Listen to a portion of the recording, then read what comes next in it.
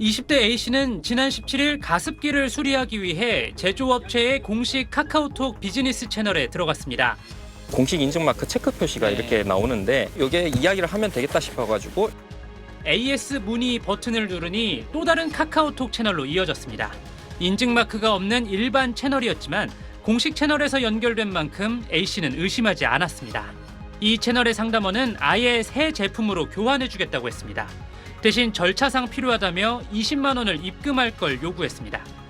고객님은 보상 판매 대상자이시다. 그래가지고 20만 원을 보내주면 22만 원을 환급해주겠다 이렇게 하는 거예요. A씨가 20만 원을 입금한 뒤 다른 채팅 사이트로 유도한 상담원은 수수료 500원을 함께 입금하지 않아 다시 보내야 한다. 실명 인증 비용 40만 원이 더 필요하다는 등의 이유를 대며 추가 입금을 계속 요구했습니다. 이미 보낸 돈을 돌려받아야겠다는 생각에 A씨는 돈을 계속 입금했고 보낸 금액은 320만 원까지 늘어났습니다. 그제야 이상함을 느낀 A씨는 업체 AS센터에 전화했고 지금까지 상담은 사기란 걸 알게 됐습니다. 해당 업체는 AS 문의를 누르면 서비스 준비 중이란 안내 페이지로 이동되게끔 설정을 했는데 왜 바뀌었는지 모르겠다고 설명했습니다.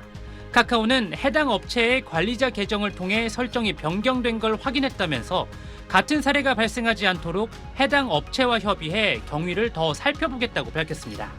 A씨가 사기 피해를 신고하면서 경찰은 누군가 계정을 해킹했을 가능성도 있다고 보고 수사에 나섰습니다.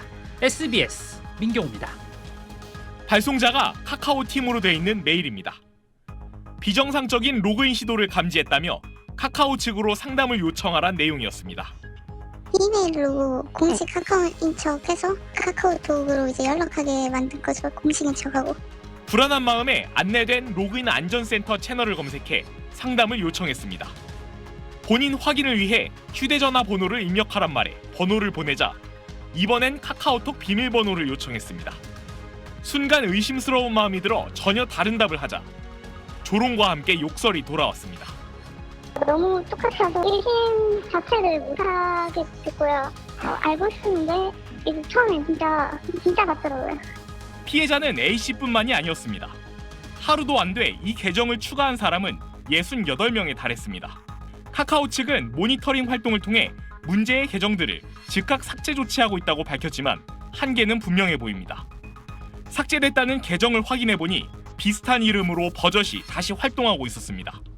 상담을 받는 척 말을 걸었는데 역시나 비밀번호를 요구합니다.